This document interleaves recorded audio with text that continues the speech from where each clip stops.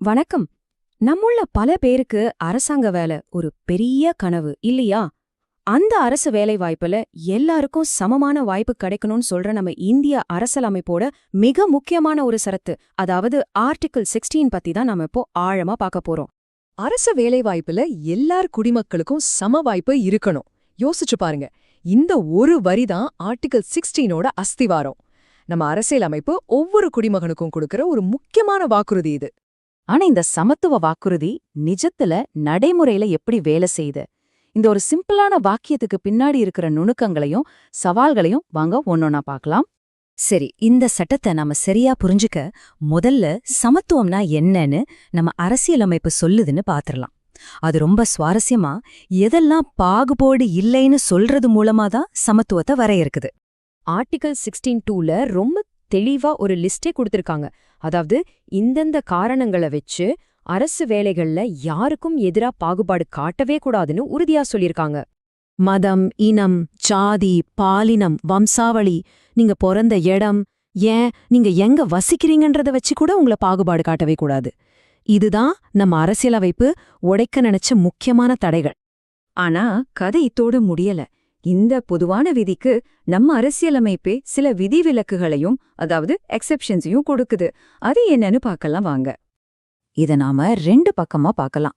ஒரு பக்கம் எல்லாருக்கும் சம வாய்ப்புன்னு சொல்ற ஒரு பொதுவான விதி, இன்னொரு பக்கம் வசிப்பிடம், சரியான பிரதிநிதித்துவம், இது மாதிரி சில குறிப்பிட்ட காரணங்களுக்காக நம்ம அரசியலமைப்பே சில விதிவிலக்குகளை அனுமதிக்குது.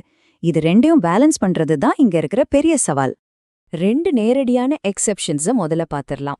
ஒன்னு, சில அரசாங்க வேலைகளுக்கு நீங்க அந்த பகுதியில வசிக்கிறவராய் இருக்கணும்னு நாடாளுமன்றம் சட்டம் போடலாம்.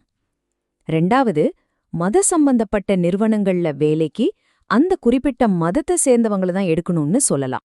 சரி, இப்போ நாம ஆர்டிகிள் 16லயே ரொம்ப ரொம்ப முக்கியமான, அதே சமயம் அதிகமா விவாதிக்கப்படுற ஒரு எக்ஸெப்ஷனுக்கு வர்றோம். அதுதான் இடஒதுக்கீடு. கிளாஸ் 4 என்ன சொல்லுதுன்னா, அரசாங்க வேலைகள்ல ஒரு சில சமூகத்தினர் போதுமான அளவுல இல்ல, அதாவது அவங்களுக்கு ஆடிக்குவேட் ரெப்ரசன்டேஷன் இல்லைன்னு அரசாங்கம் நினைச்சா அந்த பிற்படுத்தப்பட்ட வகுப்பினருக்குன்னு தனியா இடஒதுக்கீடு கொடுக்கலாம். அப்போ இந்த பிற்படுத்தப்பட்ட வகுப்பினர்னா யாரு? நம்ம அரசியலமைப்பு அதை எப்படி பாக்குதுன்னா ரொம்ப சிம்பிள். அரச வேலைகள்ல எந்த சமூகத்துக்கு சரியான பிரதிநிதித்துவம் இல்லையோ அவங்க தான். சோ இங்க முக்கியமானது ரெப்ரசன்டேஷன், அதாவது பிரதிநிதித்துவம் தான். ஆர்டிகிள் 16 அப்போ எழுதினதோட அப்படியே இல்ல. காலப்போக்குல சமூகத்தோட தேவைகளுக்கு ஏத்த மாதிரி நிறைய சட்ட திருத்தங்கள் கொண்டு வந்து இது இன்னும் விரிவுபடுத்தியிருக்காங்க. அப்படி என்னென்ன மாற்றங்கள் வந்துச்சுன்னு பார்க்கலாம். இந்த இடஒதுக்கீட்டு கொள்கை எப்படி காலப்போக்குல வளர்ந்துச்சுன்னு பாருங்க. 1995ல ப்ரொமோஷன்லயும் இடஒதுக்கீடு கொண்டு வந்தாங்க.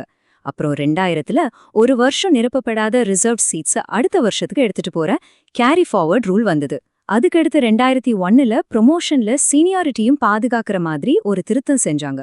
பாத்தீங்கன்னா ஒவ்வொரு திருத்தமும் இதுக்கு மேல ஒரு புது லேயரை சேர்த்துக்கிட்டே போயிருக்கு. இப்போ இதுல வந்திருக்கிற லேட்டஸ்ட் ஒரு பெரிய அப்டேட்டை பத்தி பார்க்கலாம். இது இடஒதுக்கீட்டுக்கு ஒரு புது கோணத்தையே கொண்டு வந்திருக்கு. 10%. ஆமா, 10%. இதுதான் இந்த புது இடஒதுக்கீட்டு வகைக்கான அதிகபட்ச வரம்பு. சரி, இது யாருக்கு? இந்த புதிய உட்பிரிவு 6 பொருளாதாரத்தில் நலிவடைந்த பிரிவினருக்கு, அதாவது எக்கனாமிக்கலி வீக்கர் செக்ஷன்ஸ்க்கு ஒரு 10% வரைக்கும் இடஒதுக்கீடு கொடுக்குது. முக்கியமா நம்ம கவனிக்க வேண்டியது என்னன்னா, இது ஏற்கனவே இருக்கிற இடஒதுக்கீடுகள்ல இருந்து முற்றிலும் வேறுபட்ட ஒரு கூடுதல் ஒதுக்கீடு. அப்போ இந்த பொருளாதாரத்தில் நலிவடைந்த பிரிவினர்னா யாரு? சிம்பிளா சொன்னா குடும்ப வருமானம், மத்த பொருளாதார காரணிகளை வச்சு அரசாங்கம் முடிவு பண்றவங்க தான் இவங்க. இங்க நீங்க பார்க்க வேண்டிய முக்கியமான வித்தியாசம் என்னன்னா, இது பிரதிநிதித்துவத்தை பத்தினது இல்ல, இது முழுக்க முழுக்க பொருளாதார நிலைய அடிப்படையா வச்சது. அப்போ ஆர்டிகிள் 16 பத்தி நாம என்ன புரிஞ்சுக்கணும்னா, இது ஒரு நேரடியான சிம்பிளான சட்டம் கிடையாது. ஒரு பக்கம் எல்லாருக்கும் சம வாய்ப்புன்ற ஒரு பெரிய கொள்கை, இன்னொரு பக்கம் சிலருக்கு போதுமான பிரதிநிதித்துவம் கொடுக்கணுன்ற ஒரு குறிப்பிட்ட இலக்கு. நம்ம அரசியலமைப்பு இந்த ரெண்டு விஷயத்தையும் எப்படி சமநிலைப்படுத்துது? இது நாம எல்லாரும் யோசிக்க வேண்டிய ஒரு ஆழமான கேள்வி இல்லையா? இந்த அலசல்ல என் கூட இருந்ததற்கு நன்றி.